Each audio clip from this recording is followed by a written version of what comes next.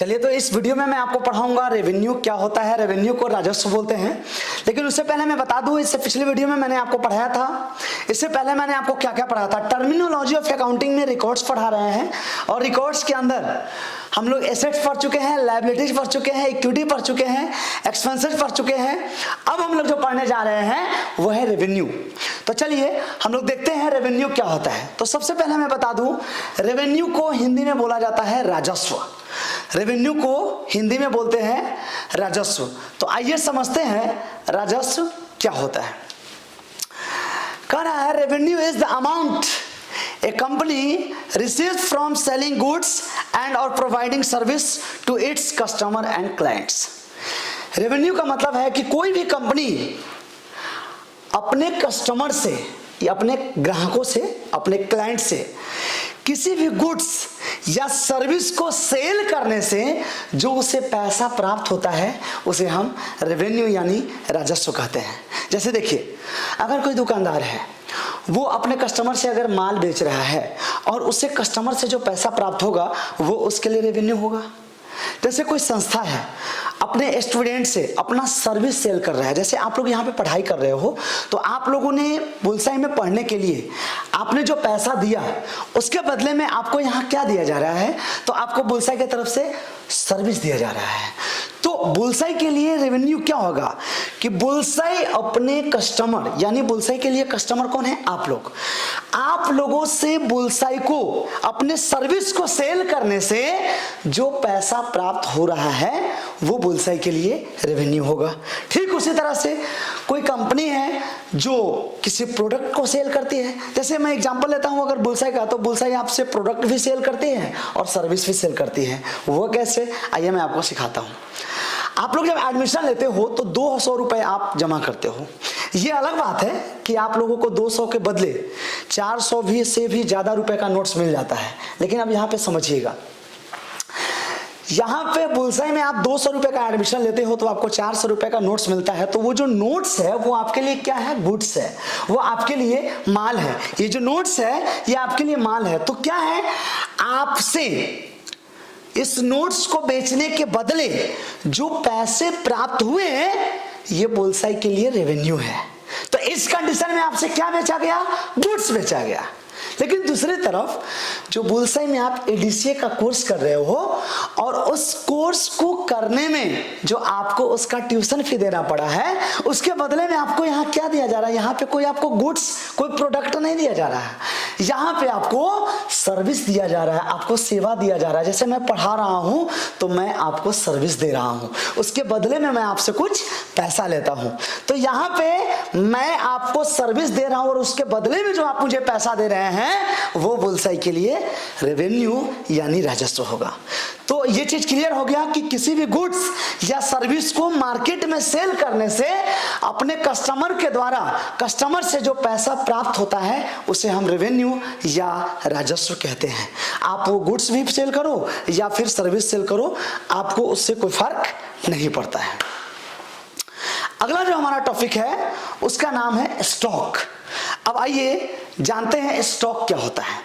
देखिए, स्टॉक को एक्चुअली हिंदी में रहतिया बोलते हैं। स्टॉक को हिंदी में रहतिया बोलते हैं। अब ये होता क्या है इसको हम लोग समझते हैं।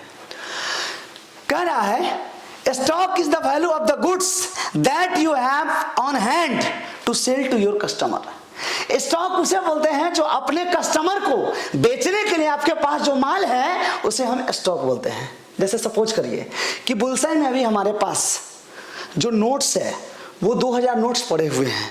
तो मेरे पास जो अपने ग्राहक, अपने कस्टमर को देने के लिए जो नोट्स मेरे पास बचा हुआ है वो हमारे लिए स्टॉक है।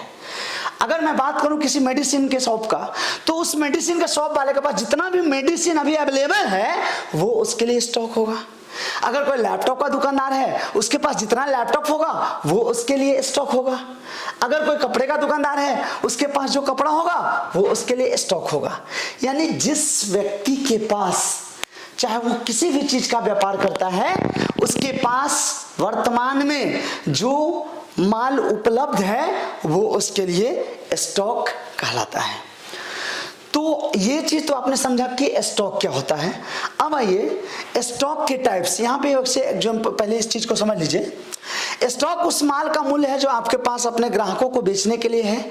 यदि आप सामान के बजाय सेवाएं बेचते हैं तो आपके पास कोई स्टॉक नहीं होगा। हाँ, ये चीज क्लियर कर लीजिए कि यदि मैं आपको सर्विस दे रहा हूं, आपको प्रोडक्ट नहीं दे रहा हूं, तो मेरे पास कोई स्टॉक नहीं होगा, क्योंकि ये स्टॉक जो है वो केवल जो मेरे पास प्रोडक्ट है उसी को बोला जाता है।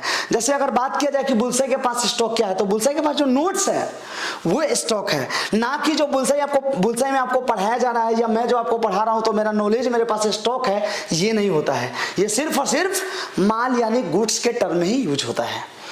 अब आते हैं what is difference between opening stock and closing stock. देखिए स्टॉक को दो भागों में बांटा गया, opening stock and closing stock. अब ओपनिंग स्टॉक और क्लोजिंग स्टॉक में क्या अंतर है, आइए हम इसे समझते हैं। सबसे पहले मैं आपको बता दूं कि ये जो हमारा फाइनेंशियल ईयर होता है, ये फाइनेंशियल ईयर हमारे यहाँ हमारे भारत में 1 अप्रैल से स्टार्ट होता है और 31 मार्च को खत्म होता है।